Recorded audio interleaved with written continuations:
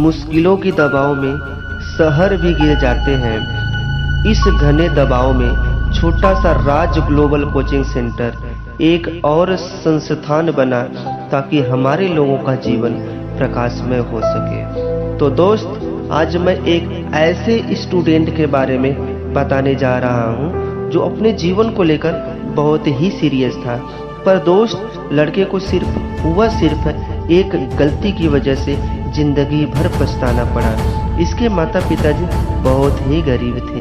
वे चाहते थे कि मेरा बेटा पढ़ लिख कर एक बहुत बड़ा आदमी बने, इसलिए उन्होंने अपने बेटे को 12th पास होने के बाद से ही इलाहाबाद में कंपटीशन की तैयारी करने के लिए भेज दिए। कंपटीशन के साथ साथ ही बीएससी पार्ट 1 में इसका दाखिला भी करवा दिए। लेकिन कुछ दिन तैयारी करने के बाद इसे इलाहाबाद का हवा लग जाता है और लाल पीला हरा के चक्कर में फंस जाता है और टाइम वेस्ट करने लगता है। अब आप तो समझ ही गए होंगे कि मैं क्या कहना चाह रहा हूँ। दरअसल ये लड़का प्यार के चक्कर में पड़ गया था। मैं क्या बताऊँ, इसके बाद इसका पढ़ाई के प्रति गंभीरता लेजीनेस में बदल गया। इसे लगने लगा कि मेरे पास अभी बहुत वक्त है, अभी तो ग्रेजुएशन पूरा करने में 3 साल बाकी है और मैं तो तैयारी 1 साल में ही पूरा कर लूँगा, क्योंकि कोर्स तो 1 साल का ही है।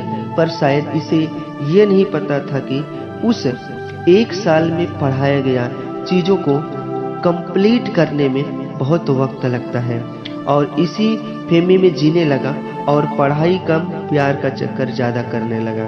फिलहाल इसे बीच बीच में आभास होता था कि मैं गलत कर रहा हूँ, पर दोस्त, इस चक्कर में जो एक बार पड़ जाता है ना, तो वह इतनी आसानी से बाहर नहीं निकल पाता। यह जीवन की सच्चाई है, जितना जल्दी समझ लो उतना ही बेहतर होगा। ये लड़का इसी तरह अपने जीवन के 3 साल गुजार दिए और अभी तक एक क्लास का ही चक्कर लगा रहा था। तो दोस्त, आप भले ही सच्चाई से कुछ दिन मुंह मोड़ लेते हो, पर एक न एक दिन जरूर आपको समझ में आती है। पर दोस्त, जब तक समझ में आता है तब तक बहुत देर हो चुका होता है।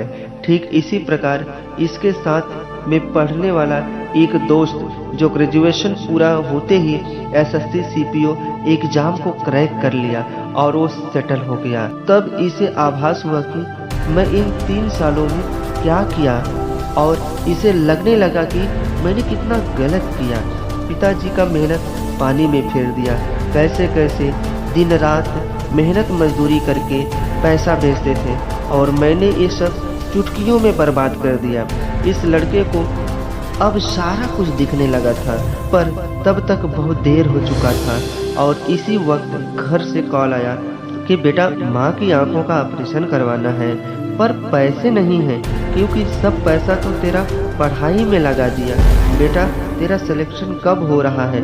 लड़का कुछ नहीं बोल पाया, क्योंकि ये लड़का इन 3 सालों में पढ़ाई के अलावा सब कुछ किया था, सिर्फ पढ़ाई ही नहीं किया था।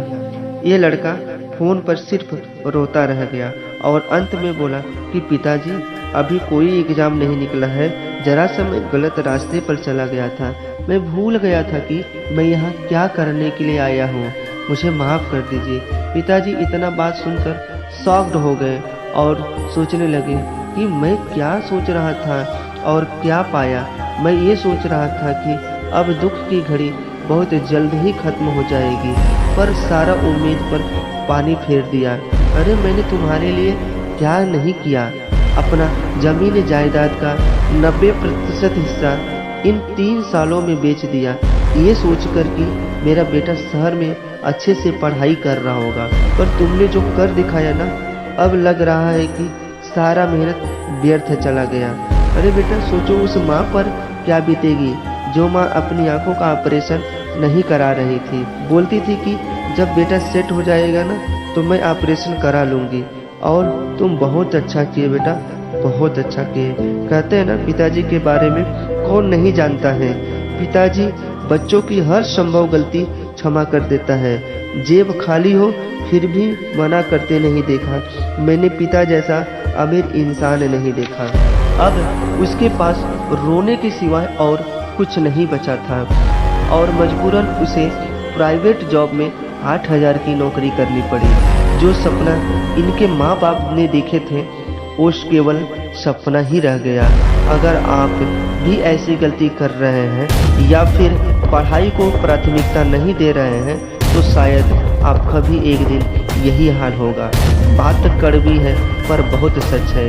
इसलिए दोस्त, समय रहते ही खुद में सुधार कर लीजिए, क्योंकि समय के पास इतना वक्त नहीं है कि आपको दोबारा वक्त दे सके। तो दोस्त, ये कहानी एक सच्ची घटना पर आधारित है जो आज के जनरेशन पर पूर्ण रूप से लागू होता है।